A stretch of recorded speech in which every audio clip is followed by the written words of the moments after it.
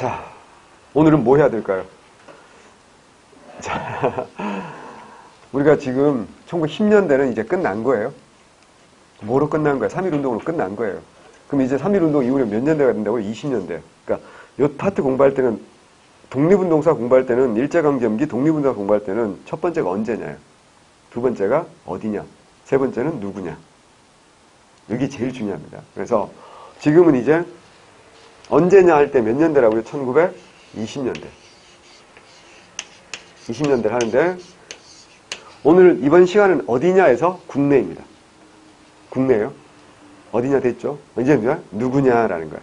그러면 3.1운동 이전부터 조국의 독립을 위해서 싸우던 사람들 우리가 통칭해서 일반적으로 무슨 주의 계열이라고 말합니까? 민족주의 계열이라고 말합니다. 잘 안 보여도 참으시고 파란색 보이나? 예, 잘 보이면 다행이고 민족주의 계열을 다른 말로 우리가 흔히 뭐라고 말해요? 우익이라는 표현을 하기도 합니다. 그런데 3.1운동 이후에 이 땅에 무슨 주의가 들어온다고 그랬어요? 사회주의가 들어온다고 했어요. 이 사회주의 계열을 우리가 그냥 통칭해서 뭐라고 부르기도 합니까? 좌익이라고 부르기도 하는 겁니다. 일반적으로 우익 좌익 할 때는. 자, 그랬는데 이 민족주의 계열과 사회주의 계열은 세상을 바라보는 관점, 좀 어려운 말로 세계관이 완전 달라요. 어떻게 다를까요? 자, 보세요. 세상에는 우리 같은 프로레탈리아가 있죠. 하지만 누구도 있어요? 부르주아도 있어요. 근데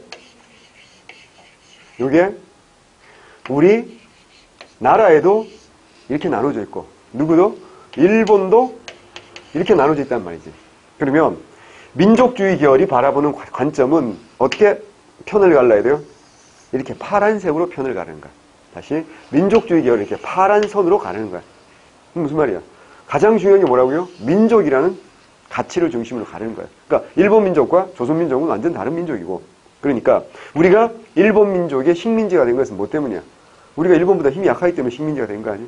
그럼 어떻게 해야 돼? 일본보다 더 힘이 세져야 이 현실을 극복할 수 있겠죠. 방법은 간단하다는 거야.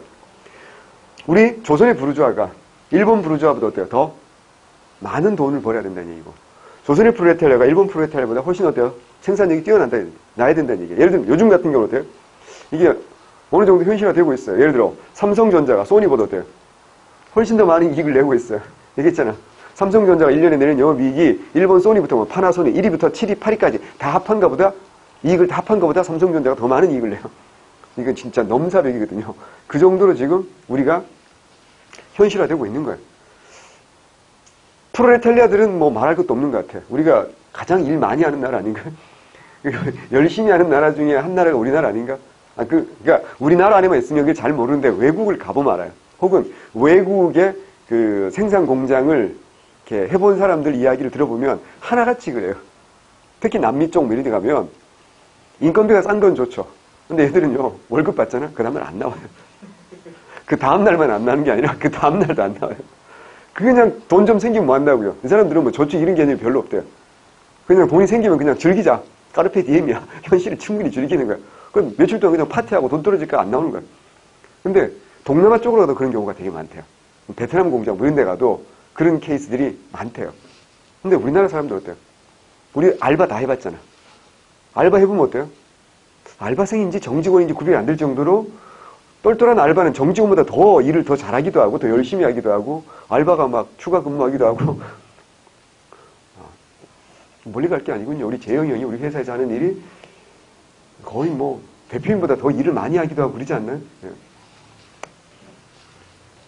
그러니까 우리 민족 전체의 역량이 일본 민족 전체의 영향을 넘어서게 되면 우리는 뭐야? 해방될 것이다. 독립할 것이다.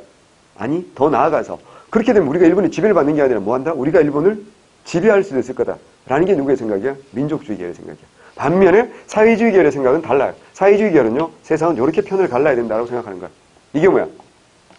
계급이지. 요게 뭐라고요? 파란 선은 뭐라고요? 민족이고 요건 뭐라고요? 계급이라는 거야.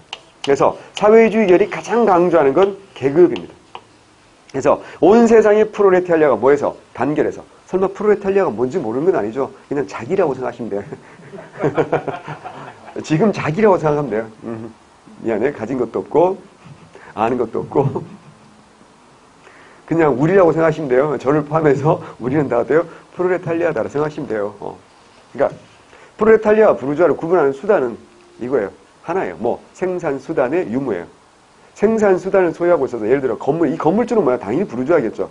지가 일하지 않잖아. 생산수단을 소유하고 있으니까 건물을 소유하고 있으니까 지는 놀면서도 어때? 수입을 올리잖아. 임대료로. 하지만 어때요? 우리처럼 생산수단을 소유하지 못해서 내 몸뚱아리를 일을 해서 그걸로 일당을 받든 월급을 받든 이런 사람들을 뭐라고 한다? 프롤레타리아라고 하는 거죠. 그러니까 임종원은 어때요? 부르주아일까 프롤레타리아일까? 임종원이 꿈이 부르주아야.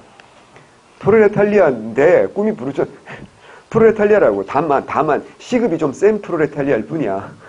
어쨌거나 내가 자본가는 아니잖아. 자본가는 나 말고도 누군가 나 대신 돈을 벌어줘야 돼. 그게 자본가거든요. 그러니까 이제 우리 대표님은 자본가라고 할 수 있지 않나? 그러니까 임정원, 오훈 뭐 이렇게 영어 박동석 이런 사람을 시켜서 돈을 벌어야 되는데 글쎄 벌고 있는지 잘 모르겠어. 어쨌거나 토지라든가 건물이라든가 이런 생산수단, 공장이라든가 이런 생산수단을 소유하고 있는 사람들이 부르주아고요. 아니면 우리 뭐야? 프롤레타리아입니다. 자, 그래서 온 세상의 프롤레타리아가 단일해서 만다 온 세상의 부르주아를 다 없애야 된다. 이걸 뭐라고 한다? 프롤레타리아 혁명, 계급투쟁, 두 글자를 줄여서 개투, 닭싸움은 아니고요. 이런 식으로 세상을 바꿔야 된다라고 생각하는 사람들이 이 사람들. 그러면 이 두 세력은 어때요? 뭐가 달라요? 세계관이 다르다는 얘기는 뭐야? 생각이 다르지. 사람이 생각이 다르면 뭐가 달라요? 행동이 달라져요. 그러면 민족주의 계열은 금방 설명한 거 똑같은 거야. 뭐라고? 우리가 힘이 없어서 일본에 당하는 거니까 힘을 기르자. 뭐라고요? 실력 양성이지. 이거에서 많이 보던 건데 사상적 기반이 뭘까요? 사회 진화론. 사회 진화론은 한 글자로 표현하면 뭐라고 그랬어? 힘의 논리를 했잖아. 센 놈이 약한 놈을 지배하는 게 당연하니까 우리가 어때요? 지금은 약하니까 센 놈이 되자라는 거잖아요. 그죠? 센 캐가 되자. 센 캐릭터가 되자. 이거야. 이거 어디서 많이 보던 얘기 아닌가? 한번 했잖아. 이미. 소위 언제 했죠 우리? 국권 피탈 과정에서 국권을 회복하는 과정 방법 크게 두 가지 기억나잖아. 뭐야? 하나는 항일 의병이고 또 하나는 뭐야? 애국 계모운동. 그래요. 그 애국 계모운동에서 하는 얘기하고 똑같은 얘기 아니에요 지금. 그래서 방법도 어때요? 똑같아 사실은. 어떻게? 볼펜이 좀 더 볼펜이란다. 펜이 좀 더 좋으면 좋겠다, 그치? 어딨어요? 여기? 고마워요. 자, 이게 좀 잘 보이면 좋지. 그렇지, 이렇게. 교육의 진흥과 뭐라고요? 산업의 육성. 그래서 우리가 일본보다 똘똘한 인재를 만들고 우리 기업이 일본보다 훨씬 더 부자가 되면 우리 조선의 대한제국의 조선이라고 표현하는 게 좋은가? 대한이라고 표현하는 게 좋은가? 어쨌거나 국력이 전체적으로 일본을 능가하면 되지 않냐라는 겁니다. 그래서 교육과 산업 똑같죠. 애국계모운동 뭐야? 대성학교, 오산학교, 고창학교 뭐 이런 거 기억나잖아요. 그죠? 산업, 식산, 흥업 똑같은 겁니다. 그래서 교육을 하는데 일본 애들 우리나라 사람들 어떻게 한다? 초등교육도 사실 잘 안 해줬어요. 정말 놀라운 게 1910년대 초등학교에 입학해야 될 인원이 학령이 있잖아요. 7살, 8살 되면 학교를 가야 될 거 아니야. 그래서 13살까지는 학교를 다녀야 되는데 일단 보통 학교 수업 연한이었대요. 6년에서 몇 년을 줄여버린 거야? 4년을 줄여버렸잖아. 그러면 어쨌거나 그 연령이 되는 아이들 중에서 우리나라 사람들 중에서 학교에 간 인원이 몇 퍼센트쯤 될 것 같아요? 2%. 이게 20년대 넘어가서 1930년 돼야지 그게 한 20% 가까이 돼요. 17, 8. 그러니까 진짜 뭐야? 초급 교육과 실업 교육. 우리 흔히 말하면 뭐야? 어리석은 백성 만드는 무슨 교육이야? 우민화 교육이야. 이래가지고는 일본 제국주의와 싸울 수가 없으니까 어떻게 하자고요? 우리 손으로 뭐 하자? 똘똘한 인재를 길러내자. 그래서 우리 손으로 뭘 만들자? 대학을 만들자라는 거죠. 이게 뭐라고요? 밀림. 대학 설립운동. 한마디로 무슨 교육을 하자는 거야? 고등교육을 하자는 겁니다. 고등교육. 명심해야 돼. 고등교육. 여기 우리 대학생도 있는데 대학생은 최종 학력이 뭡니까? 고졸이죠. 아직은 고졸이잖아. 대졸 아니잖아. 최종 학력이 고졸인데 고등학교를 졸업하면 대한민국에서 고등교육 받은 겁니까? 아닙니까? 아닙니다. 중등교육을 받은 겁니다. 잘 모르겠어. 고등학교를 나왔으니까 고등교육 아니? 천만의 말씀. 중등이야. 봐봐. 초등교육과 중등교육과 고등교육과가 교육부에 있다고. 초등교육과는 당연히 초등학교고 중등교육과는 뭐라고요? 중학교와 고등학교까지가 중등교육. 그러니까 교사 자격증 있는 사람 알걸? 교사 자격증이 어때요? 초등교사 자격증 따로 있고 중등교사 자격증 따로 있잖아. 그러니까 무슨 말이냐면 초등학교 선생님을 30년 한다고 해서 베테랑이라고 해서 중학교 선생님 될 수 없는 거거든. 근데 중학교 선생님이 어때요? 고등학교에 가서 가르치고 고등학교도 중학교 가서 가르치고 왔다 갔다 하잖아. 근데 중고등학교를 30년 가르친다고 해서 대학 교수가 되는 건 아니잖아. 그러니까 딱 파티션이 쳐진 거 뭐야? 초등교육, 중등교육, 고등교육인데. 그러니까 고등교육은 뭘 말하는 거라고요? 대학을 말하는 거야. 일본 입장에서 우리가 대학생을 길러내는 게 굉장히 싫었겠지. 막 핵물리학 연구해가지고 막 도쿄 한복판에 막 폭탄 던져버리고 막 이러면 일본 입장에서 굉장히 어때요? 홈존무 무섭지 않냐고. 그래서 초급 교육과 실업 교육. 그러니까 우리가 일본어를 배워야 되겠지. 그래 왜? 일본 놈들이 우리를 통치하기가 좋으니까. 그러니까 어때요? 공장 같은 데서 어때요? 이거 뭐 동작, 정지 이 정도는 알아야지 일을 시키기가 좋을 거 아닙니까? 딱 그거. 딱 그거거든. 그래서 안 된다. 우리 손으로 뭐 하자? 일본 놈들 대학을 안 만들어주니까 우리 손으로 대학을 만들자라는 게 밀립대학 설립운동이야. 자, 요거는 크게 두 가지 배경이 있어. 첫 번째, 1920년에 조선 교육회라는 단체가 만들어져요. 요걸 누가 만들냐? 이, 상, 제 선생님이 만드는 조직이야. 이런 분들이 중심돼서 만드는데 요 이상재라는 사람을 좀 눈여겨볼 필요가 있어요. 제가 볼 때 이상재도 충분히 시험에 나올 수 있는 사람이고 가치가 있는 사람이에요. 이 양반이 1850년생이거든. 1850년생이니까 이제 격동의 시기에 태어난 거야. 이 사람이 30대 초반에 뭐 했냐면 박정향을 따라서 조사 시찰 따라서 일본에 다녀왔어. 그리고 홍영식이 총판에도 우정국에 근무한 적도 있는 사람이야. 그러니까 조사했다, 조사실장 갔다는 얘기, 현직 공무원 했다는 얘기 아니야. 우정국 공무원도 했다는 얘기야. 그리고 미국 공사관에서 한 1년 정도 미국 가서 외교관으로 근무하기도 했습니다. 그러니까 딱 걸어온 길이 뭐야? 무슨 사상가 쪽이야? 개화 쪽이라는 거 아시겠죠? 그리고 이 양반이 40대 중반에 열성적으로 참여했던 단체가 바로 독립협회야. 왜? 1898년에 만민공동회 한다고 했잖아. 그 의장이 바로 이상재야. 그리고 무슨 운동할 때? 50대 애국겸 운동할 때 또 열심히 했던 사람이 누구라고요? 이상재. 근데 이 형이 어느덧 이제 70대가 된 거야. 70대가 된 이상재가 또다시 뭐 한다고요? 똑같은 일을 하는 거야. 그러니까 인생 한 길을 그대로 걸어온 사람이지.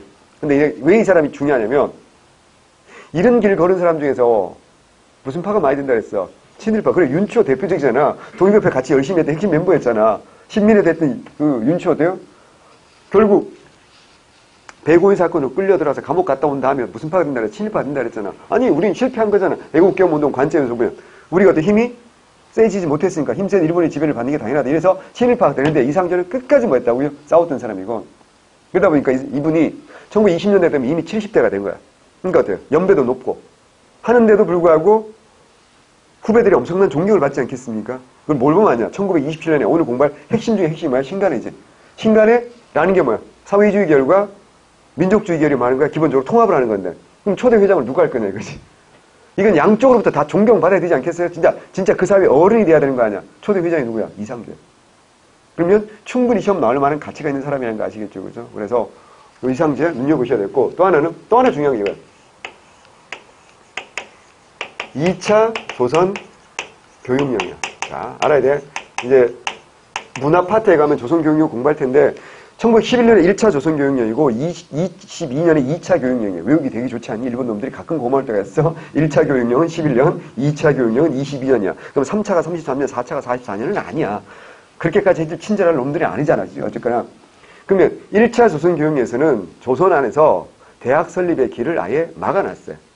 그럼 어때? 우리가 마음대로 대학을 만들 수 있어 없어? 없지. 근데 3.1운동 이후에 무슨 통치가 되니까? 문화 통치가 되니까 2차 조선 교육령에서는 이제 조선 땅에서도 식민지에서도 뭘 만들 수 있게 바뀐 거야.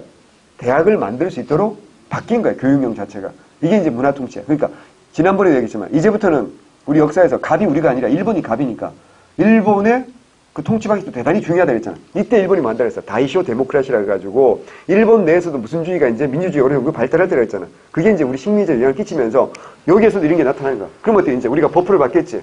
그러니까 우리 내부적 노력과 그리고 일본에서의 민주화, 그게 이제 식민지 우리한테 영향을 끼치는 거. 이런 것들이 영향받아서 이제 밀립대학 설립운동을 해 나가는 겁니다. 그래서 자, 구호 중요합니다. 이때 나왔던 구호.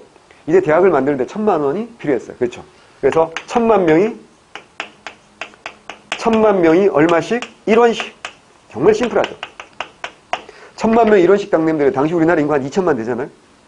그럼 1,000만 명이 낸다는 건 국민 대다수가 참여해야 된다는 얘기죠. 아주 어린아이들이라든가 나이 드신 분들이라든가 뭐 굉장히 사회적 배려자 뭐 이런 사람들 빼고는 그냥 거의 다 어때? 1인당 1원씩 내야 되는 거야. 이게 큰 돈이었어, 당시에. 1,000만 원으로 대학을 만들 수 있다. 그럼 우리는 어때요? 이 짓 안 할 거야, 그지? 다들 총장하고 막 재단 이사장하고 이러고 있지 않을까? 우리가 1년에 이 학원에 내는 돈이 한 1,000만 원 되지 않나? 아닌가? 그 정도는 안 돼요? 죄송합니다, 대표님. 자, 다시 그래서 그러면 이게 쉬운 일이 아니라서 3개년 계획을 셉니다. 300만 원, 300만 원, 400만 원 이렇게 성금을 모아서 만들자고 하는데 결론 알잖아요. 그러니까 성공에 실패해요. 실패해요. 왜 실패해요? 첫 번째, 이거는요. 1,000만 명이 참여할 리가 없는 거지. 자, 생각해보자. 지금 대통령께서 세계 탑 10 안에 드는 대학을 만들겠대. 초인류 대학을. 근데 정원은 한 100명 된대. 근데 그 대학을 만들려면 세계에서 아주 뛰어난 교수들 다 모셔오고 시설 엄청 좋게 만들어야 될 거 아니야. 그래서 국가 예산으로 힘드니 국민들에게 성금을 걷겠대. 그래서 1인당 한 100만 원쯤 내라 그래. 그 얘기야 지금. 그러면 소위 니네 엄마가 100만 원 낼까요? 안 낼까요? 낼 것 같아요? 뻥치시. 그걸 왜 내요? 정원이 100명이에요. 우리 딸이 거기를 들어갈 가능성이 있으면 기쁘게 아마 낼 겁니다. 근데 우리 딸이 이미 대학을 졸업했고 언제 뭐 전국 100등 뭐라도 전국 100등 해본 적은 없잖아요. 그죠? 그러니까 들어갈 가능성은 1도 없잖아. 그럼 우리 엄마가 그걸 낼 리가 있냐고요. 100만 원 있으면 백 하나 사겠다. 그러지 않을까요? 아까 얘기했잖아. 내가 지금 처음에 1910년대 소학교, 보통학교 취업률이 2%가 채 안 된다 그랬어. 근데 중학교도 아니고 지금 뭘 만들자는 거야? 대학교를 만들자는 거야. 그럼 민중들 입장에서 완전 뜬구름 잡는 이야기 아니에요? 그러니까 이게 호응을 받기가 힘들겠죠, 첫 번째. 두 번째, 이때 엄청 흉년이 들어요. 그래서 물난리 나고 아주 3년 연속 난리가 나요. 특히 1923년의 대홍수는 진짜 어마어마한 대홍수였거든요. 그래서 엄청난 흉년이 들어요. 근데 그 1923년의 대홍수 때 딱 하나 장점이 있어요. 잘 된 거라기보다 딱 하나 성과가 뭐냐. 이게 워낙 대홍수가 나가지고 완전 다 뒤집어진 거야. 그래서 암사적 유적지가 발굴된 거야. 이때. 그거 말고는 우리 업계, 우리 역사학계 단 하나의 공헌한 게 없어요. 그래서 결국 이거 성공하는데 실패한다고요? 실패하는 거야. 근데 일본 입장에서는 이걸 어떻게 해야 돼? 방해해야 될 거 아닙니까? 위협적이지 않습니까? 그래서 일본 놈들이 이거 방해도 하는 거지. 그래서 일본이 만든 게 뭐라고요? 경성 제국대학을 만드는 거야. 알아야 돼요? 큰 흐름을 봐야 돼. 그래서 1924년에 경성 제국대학을 만들었고 교수, 대학 다 누구겠어요? 일본 놈들입니다. 학생 4분의 3이 일본 놈들입니다. 4분의 1은 뭘까요? 친일파 자식들입니다. 거의 순도 99%의 친일파 학교입니다. 이게 만들어진 이유가, 그러니까 첫 번째 이유는 그거야. 밀립대학 설립운동을 뭐 하기 위해서? 방해하기 위해서. 이게 시험 문제 나오는 게 이거 맞아요. 근데 조금 더 들여다보면 일본 제국주의가 조선을 지배한 지 벌써 한 15년쯤 됐잖아요. 지금 횟수로. 그럼 어때요? 거기도 어때요? 관리들이 총독부에 관리 많이 있다 그랬잖아. 기억나죠? 조선 총독부에 3분의 1 일본 놈이고 3분의 1은 조선 사람이라고 했잖아. 그럼 총독부에 관리들이 10년 넘게 근무하다 보면 기러기 아빠를 혼자 오지 않겠지 생각해봐. 그럼 가족들도 함께 왔을 거 아니야. 그럼 그 아이들도 어때 이제? 학교를 다녀야 되는데 걔네들도 어때 이제? 초등학교 졸업하고 중학교 졸업하고 이제 대학을 가야 될 나이가 된 거야 이제. 근데 식민지에 대학교가 없으면 어떻게 해야 돼? 일본 본토로 보내야 되겠지. 섬으로. 그럼 어때요? 가족 해체가 일어날 수도 있지. 애만 보내기 힘들잖아. 그럼 엄마 따라가고 막 이러고 아빠는 여기 남아있고 막 이러다 보면 어떻게 기러기 아빠 되고 막 굉장히 심각한 문제가 될 수 있잖아. 그러니까 그런 내부적인 수요도 없지 않아 있었던 것도 맞아요. 하지만 진짜 시험 안 나온다 그런 건 걱정하지 마시고 진짜 목적은 뭐라고요? 방해하기 위해서. 뭐 밀립대학 설립운동. 순도 거의 99% 친일파 학교라니까. 근데 해방 후에도 이 학교는 없어지지 않았지. 서울시 관악구 신림동산 뭐 거기 원래는 이 학교가 있는 곳이 뭐야? 대학이어서 뭐야? 대학로잖아. 그 흔적은 지금도 있고요. 우린 대학로 그러면 연극밖에 생각이 안 나지만 원래는 대학이 있어서 대학로겠지. 그게 이제 신림동을 옮긴 거잖아. 그래서 또 그 학교 가서 막 폭탄 던지고 나는 의열단이야 이러고 그러지 마시고 옛날에 그랬던 얘기야. 그 다음에 또 하나는 이거죠. 산업이죠. 이건 앞에서 한번 했죠. 뭐라고요? 간단하게 할게요. 뭐라고? 물산장려. 요즘 물산장려란 말 쓰면 아싸 되는 거 아시죠? 달북했네, 뭐 김일성이네, 뭐 이러면서 이런 말 안 쓴다 그랬잖아. 뭐라고? 국산품 애용운동이다 라고 했잖아요. 그죠? 그래서 요거는 첫 번째, 배경. 1920년에 뭐? 1920년 3월에 1910년 12월에 제정된 무슨 령이 회사, 령이 1920년 3월에 어떻게 한다고요? 폐지되잖아. 맞죠?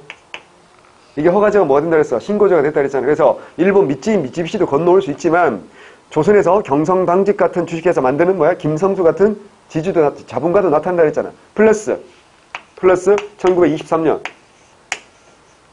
기억나야 돼? 1차 대전 중에 일본이 떼돈 벌었던 거 기억나죠? 기억납니다. 근데 1차 대전 중에 전 세계 공장이 너무 많이 만들어진다 그랬잖아. 그래서 어느 정도 시간 지나니까 어때요? 생산이 너무 많아지니까 이제 일본 물건이 이제 수출이 잘 안 되는 거지. 어떻게 할까? 식민지 갖다 팔아야지. 그래서 조선과에 뭘 없애는 거야? 관세를 철폐하는 거야. 식민지 조선과 관세를 없애고 외국 물건이 들어올 때 관세를 높여버립니다. 무슨 말인지 아시겠죠? 그죠? 이런 식으로 일본에서 만들어진 생산품을 식민지 조선에 팔아먹으려고 하는 거야. 그러다 보니까 김성수 같은 애들이 경성방직을 만들었는데 문제는 뭐야? 물건이 안 팔린다 그랬잖아. 품질 자체가 경쟁력이 안 되고 얘기했잖아. 이건 모나미 펜과 미쯔비시 펜 정도의 차이가 나는 거라고. 그래서 이런 상황에서 김성수는 근데 뭐라고요? 김성수 기억하셔야 됩니다. 이 양반이 호남이 대지주고요. 경성방직 만들었고요. 이 회사를 나중에 동성 김연수한테 물려줍니다. 제가 좀 이따 설명할게요. 그 다음에 이 사람이 만든 신문이 뭐야? 동아일보입니다. 동아일보. 이 사람이 또 나중에 보성전문학교를 인수해서 학교 이름을 고려대학교로 바꾼 사람입니다. 그래서 우리나라에서 정말 어마어마한 사람이지. 지주인 동시에, 자본가인 동시에, 언론인인 동시에 교육자야. 그야말로 그지? 다 가진 거지. 김내원이 봤으면 뭐라 했을까? 꼭 다 가져야 했냐? 뭐 이러고 어때? 막 화를 낼 것 같지 않니? 그 진짜 유명한 명장면인데 해바라기라는 영화가 있습니다. 그 명장면, 마지막 장면에 그 다 죽이러 갈 때 그죠? 예, 그건 정말 봐도 후덜덜한 장면. 해바라기 알아요? 있어요. 그것도 봤어요. 그런 것도 좋아하는구나. 예. 레원이 오빠 멋지니까. 다 가진 오빠가 누구라고? 김성수란 말이야. 근데 어때요? 이 사람은 그러니까 뭘 할 수 없어. 일본 제국주의 정면으로 맞서기는 가진 게 너무 많지 않니? 그러니까 이 사람 독립운동하기 되게 애매하잖아. 근데 지 물건은 팔아먹고 싶지. 고민했겠지. 그래서 어떻게 할까요? 일본에 저항하지는 않되 뭘 자극하는 걸로 가자? 애국심을 자극하는 걸로 가자. 이게 뭐라고 그랬어? 물산 장려운동이죠. 자, 해야 됩니다. 요거는 시작은 누가? 평양에서. 누가? 조만식 선생님이 시작하는 거야.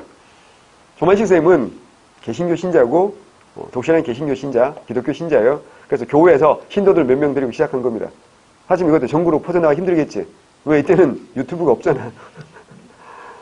이때는 트위터, 페이스북 이런 게 없으니까 퍼져나가기 힘들었을 거 아니야. 그럼 이게 본격적으로 전국으로 확산되는 건 누구 때문이야? 동아일보 때문이야. 동아일보에서 계속 사설을 써대면서 확산을 시키는 거야. 왜? 경성방직 사장도 김성수고 동아일보 만든 사람도 김성수니까. 참고로 동아일보 초대 사장은 박영효가 있습니다. 그 유명한 친일파 박영효. 예. 왜냐면 김성수가 동아일보 만들 때 너무 어려서 아직 20대야. 후반에 일했지만. 그러니까 유교적 전통이 강한 우리나라에서 20대가 사장을 한다는 게 좀 아름다운 모습은 아니잖아. 그래서 태영이 오빠가 사장한다고 생각해봐. 그것도 신문사 사장한다고 생각해봐. 그지? 망해요?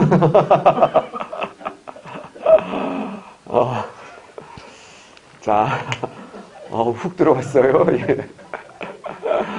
인강 보는 친구들은 우리 학원이 이런 학원입니다. 굉장히 화기애애합니다. 애매한가요? 어쨌거나. 그래서 근데 이게 성공할 가능성은 사실은 별로 없지 않습니까? 결론적으로 말씀드리면 어때요? 실패합니다. 우리 민중들이 호응을 하긴 했어요. 호응을 했지만 문제는 뭐냐면 부작용이 너무 많아요. 첫 번째, 어떤 부작용이 있을까요? 첫 번째, 생산력은 따라가지 못하는데 어때요? 물건이 없는 거야. 국산품을 사주는데 우리 민중들이. 그럼 어때요? 희소성의 원칙 때문에 상품의 가격만 올라가는 거예요. 두 번째, 그래서 이렇게 얘들이 돈을 벌었어. 그럼 어때요? 이게 독립운동이 될까요? 아니지. 얘들이 돈 벌어가지고, 김성수가 돈 벌어가지고, 무기 같은 거 어때요? 독립군한테, 김자진 장군한테 지원해줬으면 나는 박수 칠 거야. 근데 얘들이 돈 벌어서 나중에 무슨 파가 돼요? 친일파가 돼요. 얘들이 돈 벌어가지고 나중에 어떻게 하는지 아세요? 일본 제국주의한테 비행기 사다 갖다 바쳐요. 열심히 싸우시라고. 그러니까, 이거는 결코 제가 보기에는 독립운동 범주에 넣기가 되게 애매하죠. 근데 이걸 왜 우리가 배우는 줄 아세요? 이게 우익이 한 거라서 그래. 민족주의 계열이 한 거라서. 왜냐면 뭔가 독립운동 한 걸 얘기해야 될 거 아니에요. 이쪽 편을 강조할 수가 없잖아요. 생각해봐. 특히 냉전 체제하에서. 이쪽 편은 사회주의 계열이니까 이쪽 편이 투쟁 많이 해요. 근데 이쪽 편이 한 걸 주로 강조할 수밖에 없지. 우익 쪽이니까. 그래서 이게 나오는 거죠. 하나만 더 말씀드리면 김성수 동생이 김현수가 사장 된다 그랬잖아. 해방 후에 얘 어디 끌려가? 반민특위에 끌려가요.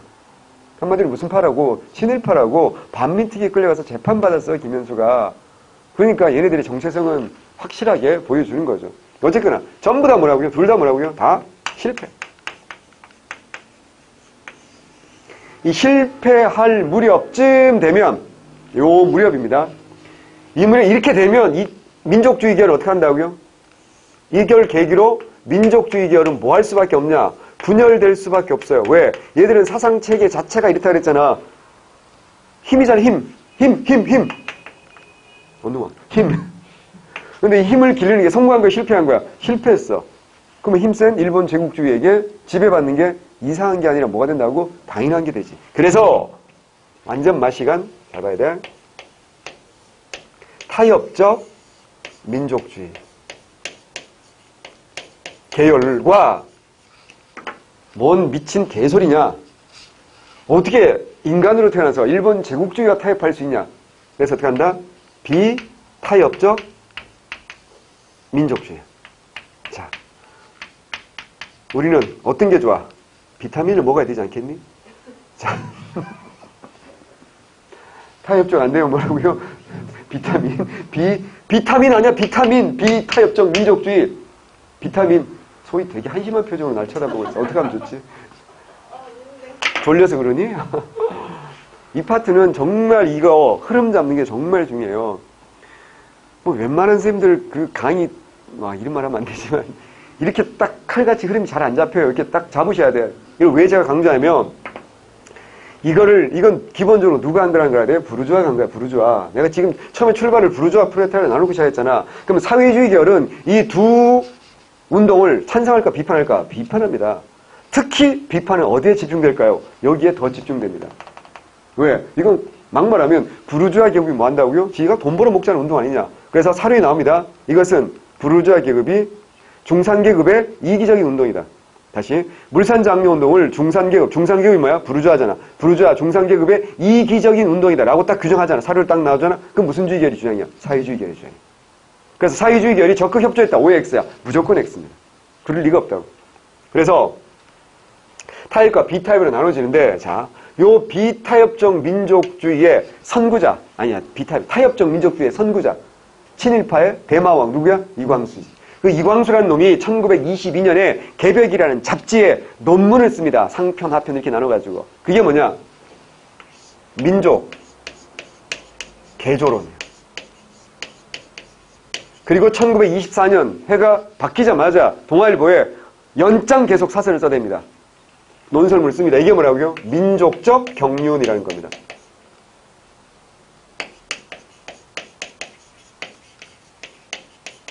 이게 1922년이고 이게 1924년이야. 자, 민족 개조론은 말 그대로 지금 우리는 독립운동 할 때가 아니라는 겁니다. 결론은.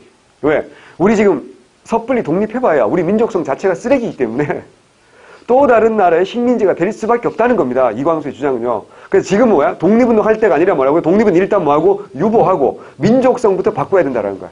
인정하십니까? 인정하시면 미치고는 하야시야. 야, 우리 민족성이 어때서? 야, 이건 정말 어려운 일이지. 개개인의 인간성을 바꾸는 것도 쉬운 일이 아니잖아. 근데 민족성 전체를 바꾼다? 이건 거의 불가능에 가까운 일이지. 그럼 뭐야?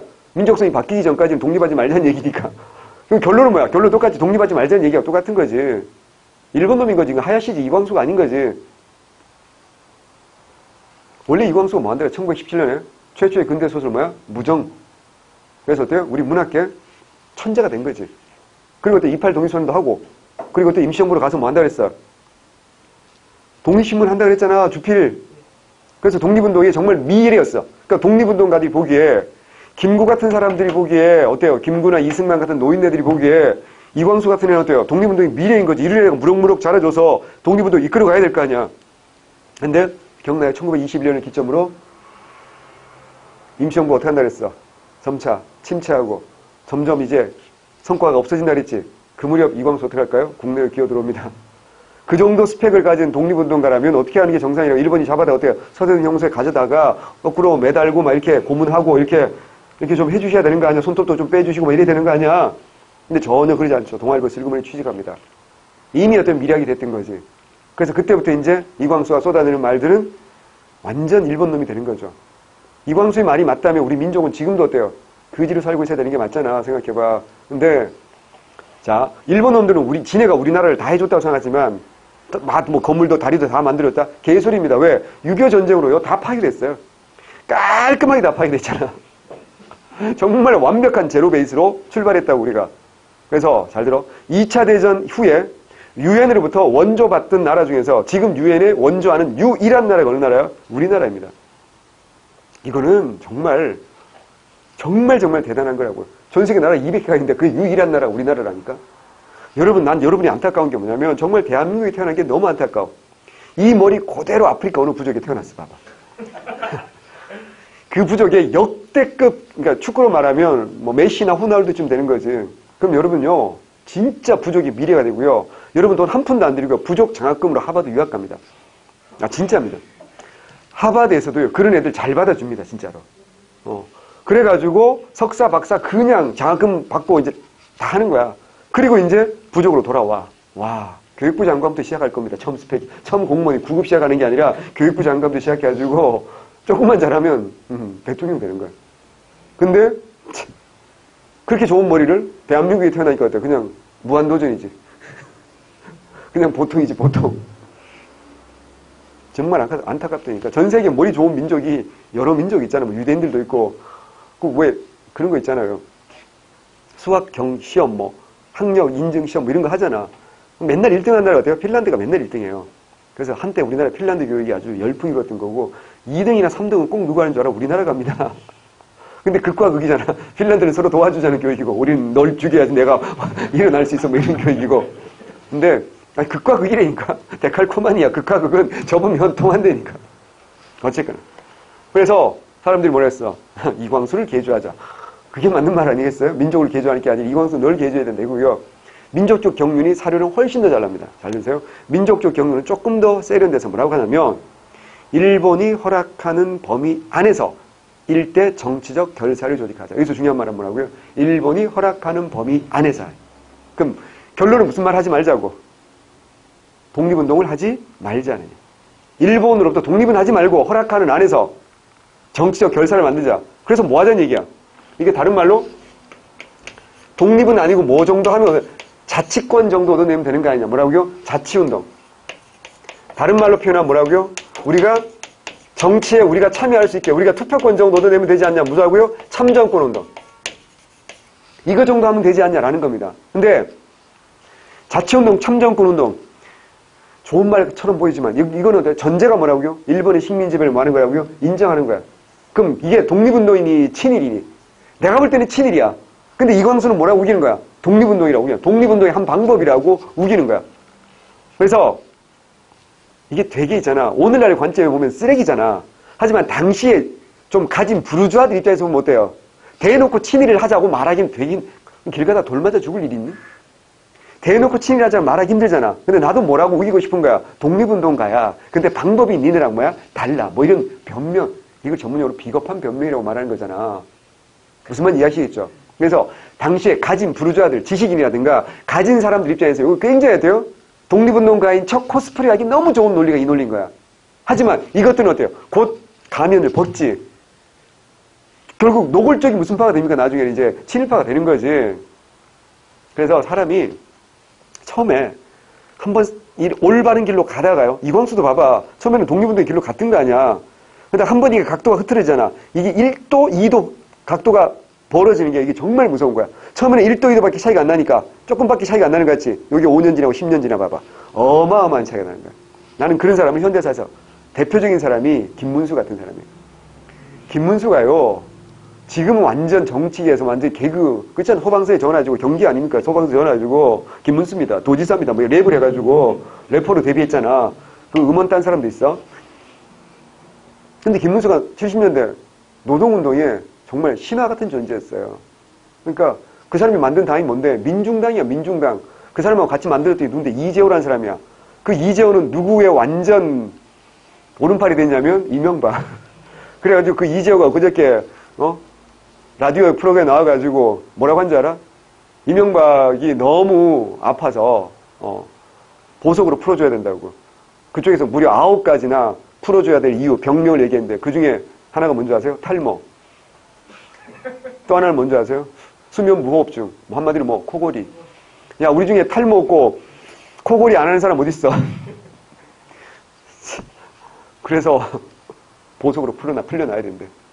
근데 이명박은 자기는 절대 보석을 안 나간다고 그랬대. 왜? 무죄로 나갈 거라고. 이럴 때 우리가 꿈도 야무지다 이런 표현을 쓰는 거지. 유병장수해라.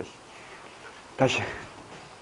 우리 보통 어르신들한테 무병장수를 기원하지만 그런 인간들한테는 전 유병장수해야 된다고 생각합니다. 개소리야. 다시. 그래서 그냥 지네는 독립운동가로서, 그러니까 이건 욕심이지. 독립운동가라서 대우도 받고 일본한테 이제 지원도 받고 뭐 이런 나쁜 놈들이 다 있어.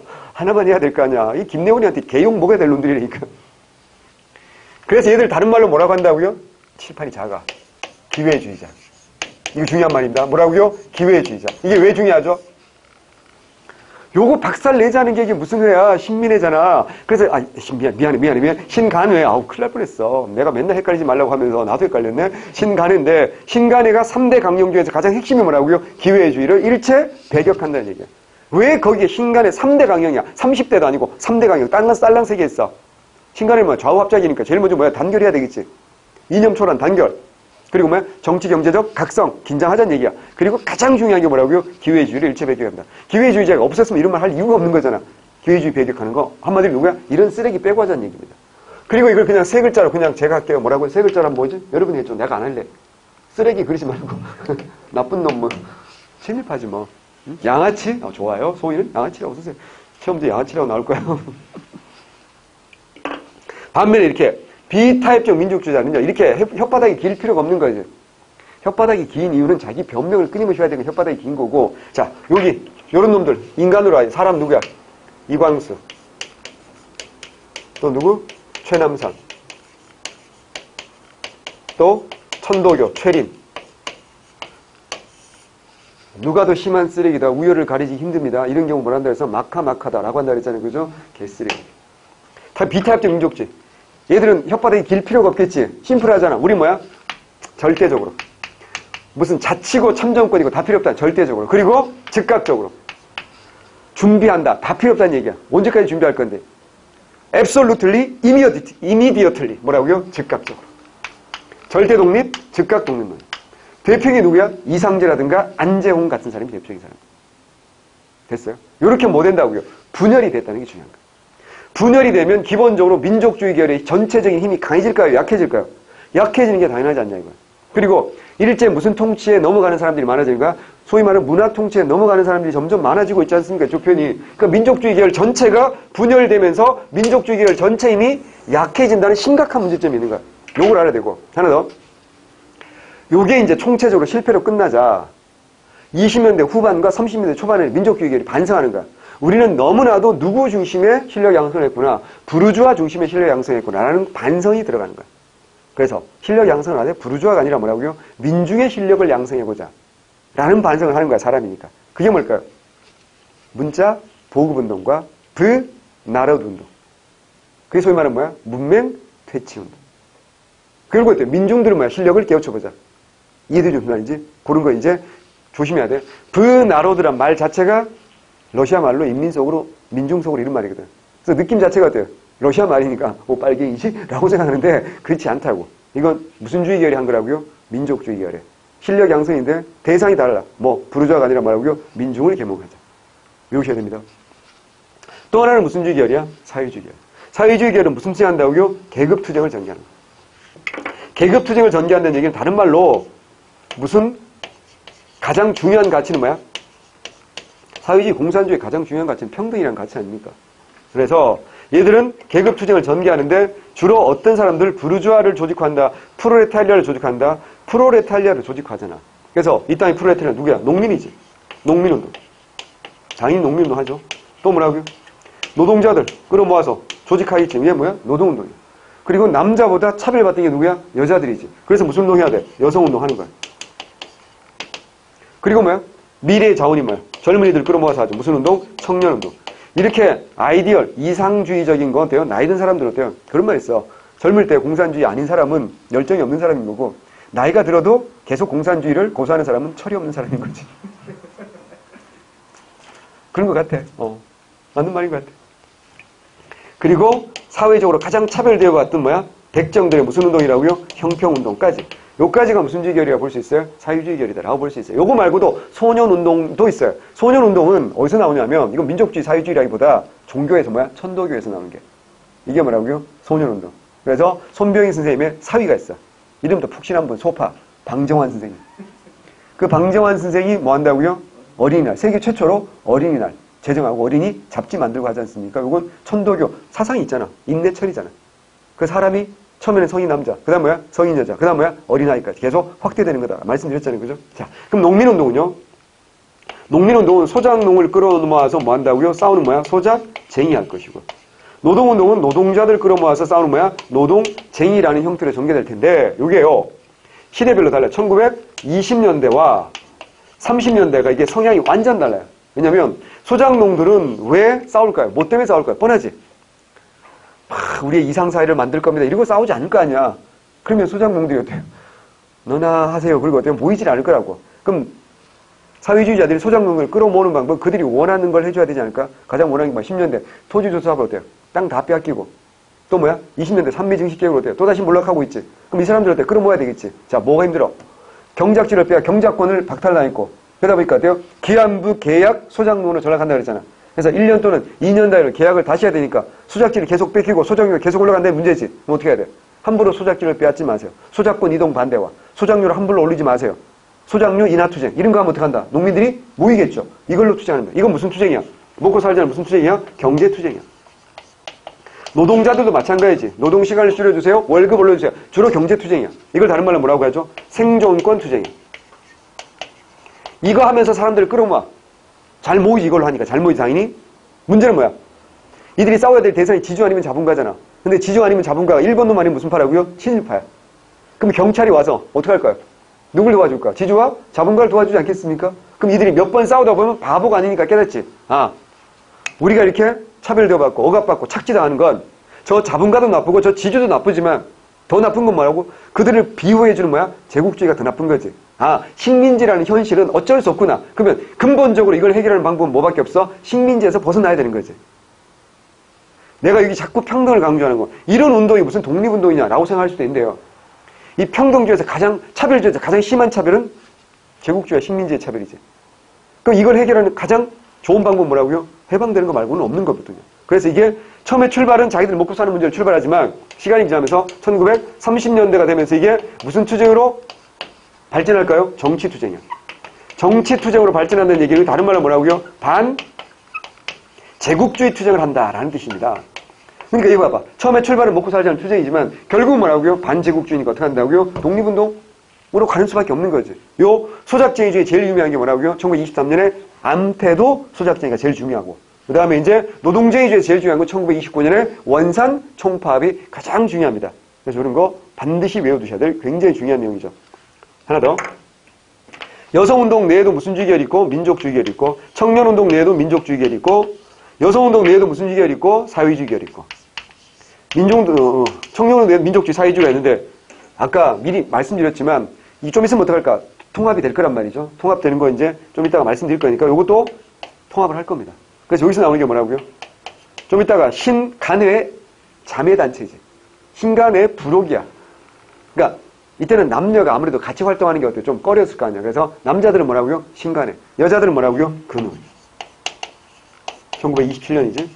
똑같이 1931년에 문 닫아. 신간회가 똑같이. 요건 뭐라고요? 조선 청년 총 동맹이라는 단체가 1924년에 만들어집니다. 요것도 연도 외워두세요.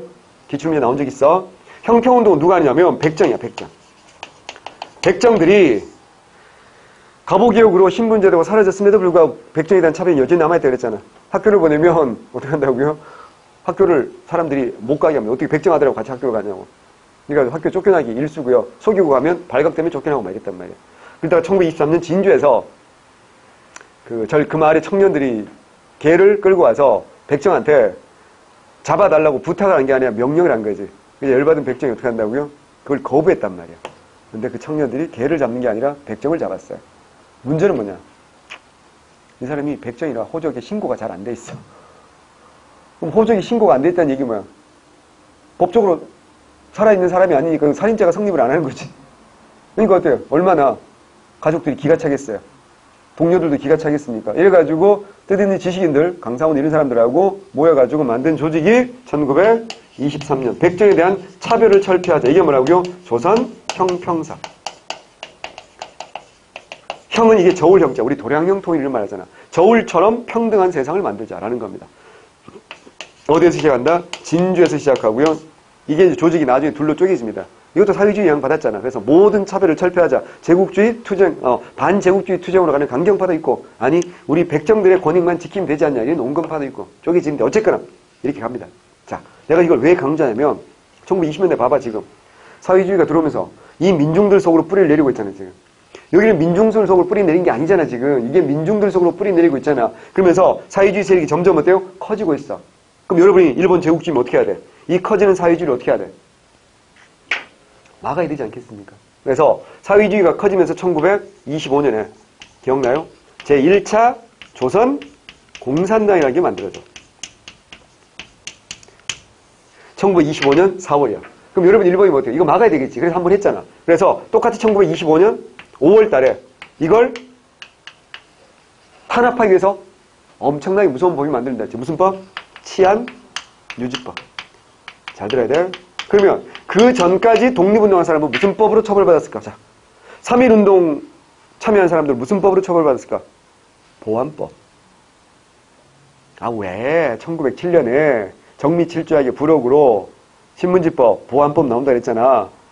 고종태위 반대운동하던 대한자각이 어때요? 보안법으로 어떻게 한다? 해산당한다 이렇게 기억나잖아. 그러니까 보안법. 어디서 많이 듣던 거 아니? 그 보안법이 몇 글자 바꾼 게 치안유지법이고 요게 해방 후에 몇 글자 바꾼 게 국가보안법이야. 지금도 이어지고 있는. 그래서 국가보안법 없애자는 사람들이 역사적 뿌리가 여기 있다고. 그래가지고 없애야 된다라고 주장하는 이유 중에 하나가 되는 거거든요. 많이 들어봤잖아. 보안법, 치안유지법. 다시 국가보안법이 되는 거라고. 외우셔야 돼. 자, 이 와중에 조선공산당이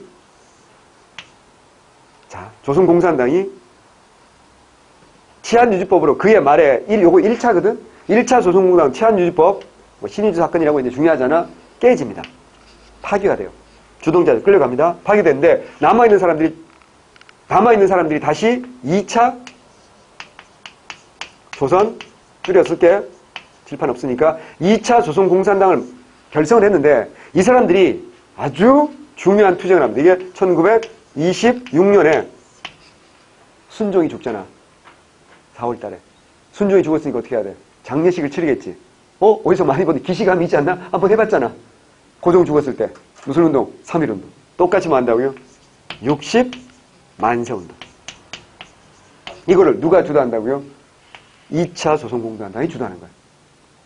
그리고 플러스 이 2차 조선공산당과 플러스 누가 하냐면 학생. 우선 천도교. 천도교가 기억나죠? 손병희 민족대교 33일의 두목님. 그러니까 천도교가 3.1운동도 했으니까 이건 제2의 3.1운동이라고 볼 수도 있는 거 아니야. 이것도 어떤 천도교 하려고 했고 플러스 누구라고요? 학생이. 근데 여러분 일본 제국주의잖아.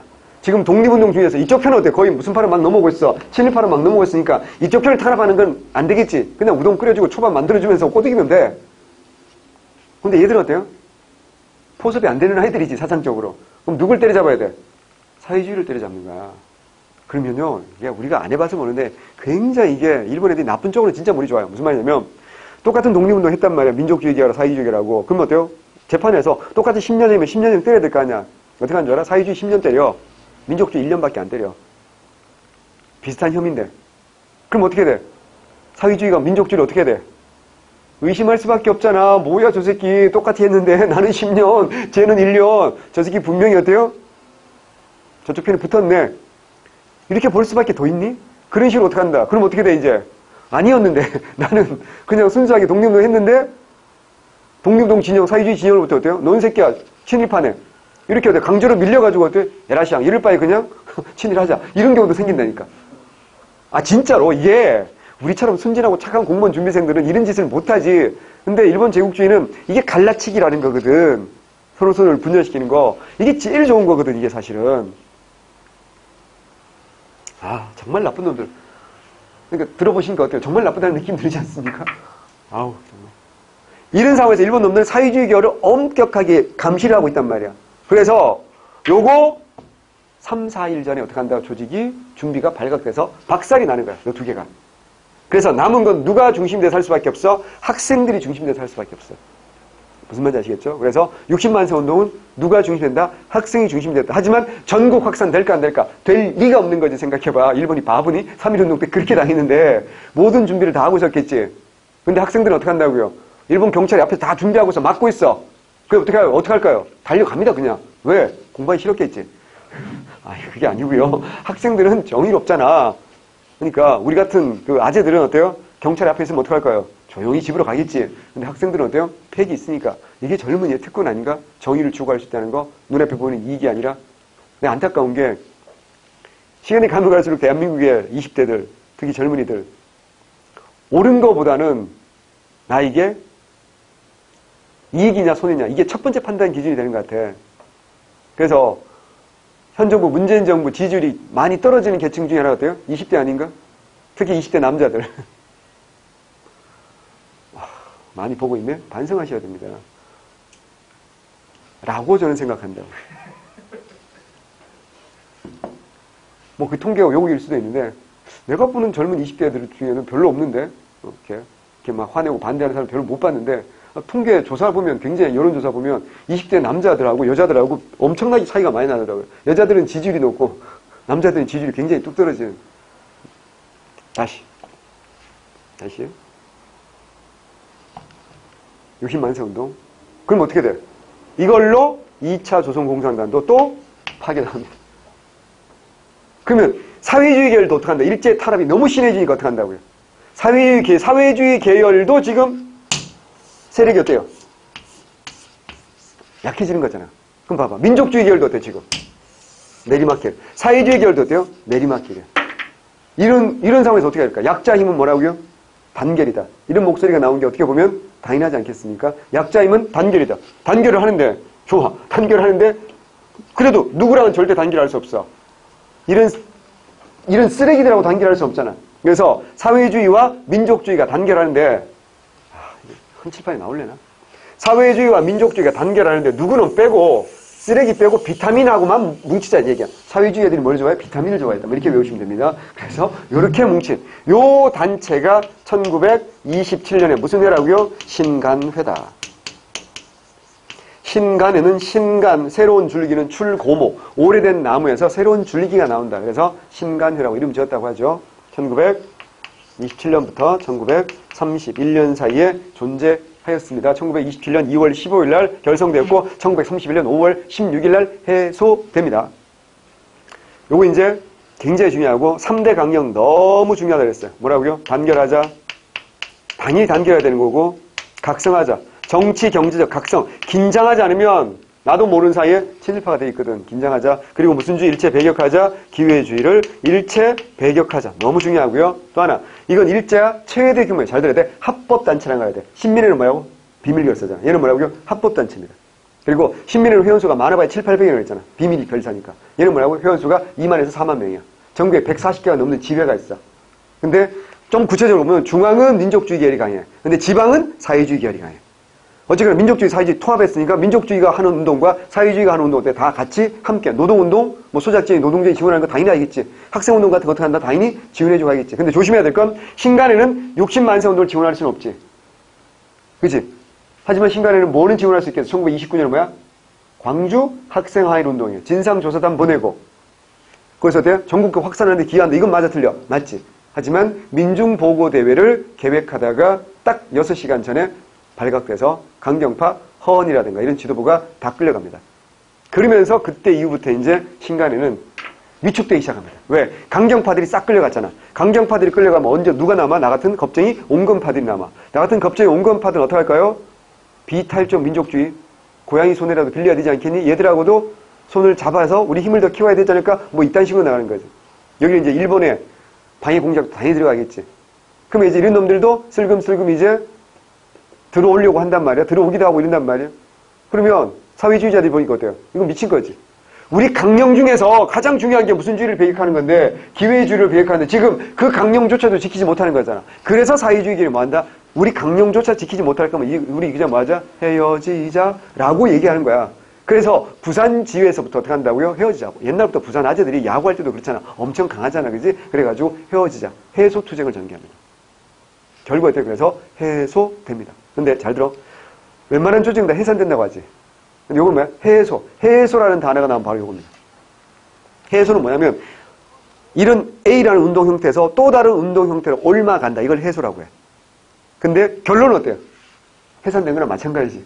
오늘 옮겨가지 못했으니까. 근데 무슨 투쟁이라고요? 해소투쟁. 나온 뭐라고요? 신간에. 또 하나는 코민테른이라고. 코미니스트 인터내셔널. 줄여서 코민테른. 국제공산당이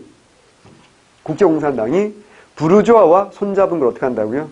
인정하지 않아요. 그래서 무슨 투쟁을 좀 더 강조한다? 계급투쟁을 좀 더 강조합니다. 굉장히 중요합니다. 두 가지만 더 설명할게요. 그러면 민족주의가 사회주의가 통합해서 신간으로 가는데 이게 한 방에 될 리가 없잖아. 징검다리가 필요하지 않겠습니까? 자, 징검다리 국내에서 1926년에 조선민흥회라는 조직이 만들어집니다. 조선민흥회는요, 제가 노란색으로 쓰는 이유가 있겠죠.